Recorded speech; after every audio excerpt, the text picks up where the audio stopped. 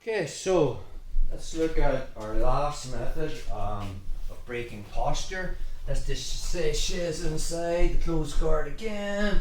This time he hasn't made grips, he's actually leaning back. Not too far though, just slightly back. So now when I pull of either knees to my chest or the kick over, it's just not going to happen. Anytime they're leaning slightly back, okay, that means I'm coming up. So let's take a look at that. I keep my guard closed. So as I crunch up, my right hand is coming behind me. Now the closer I get my right hand to my butt, the better. It means I can come up further. So in other words, if I put my hand way back here and I pull myself up, I can only get so far. So notice my left hand, I'll do it on this side, is right close to my butt. Again, that same action that we looked at when we were breaking posture with as I pull my knees to my chest, there's a slight crunch. I am still doing that crunch. Okay, so once I'm here, as I pull, my hand comes behind me and I'm physically sitting up and my hand is going to find the elbow. Okay, once I find the elbow, I'm physically pulling his arm to my lat. I never want to do a whizzer, right? Because now he's shaking limp arm, he just brings his arm back and pulls it through, yeah? I don't have the same controls. This is a double lock. My elbow pinches into his tricep, the palm of my hand goes into this elbow, and I'm physically pulling his arm into my lat. Now obviously from this position, this is when I open my legs, my right foot comes behind and my left knee moves out.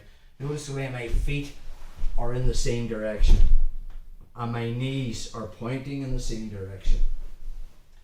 So once I get to this position, my hips are connected to Shay's. Again, if I was going for the hip bump, it's never to the side, it's always at 45. We're going to go a lot more deeper into that, where I would just be hitting him with my hip. But what's going to happen is a common reaction the minute you sit up is they are going to switch positions. I'll show you what I mean. They're probably going to body lock you and put you down. It's a common scenario.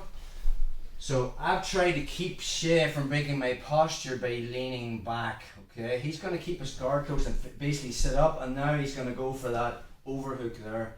So before he can, even before he opens his legs to get into the hip bump position, I'm going to body lock him, and I'm going to use that to drive him back down to the mat.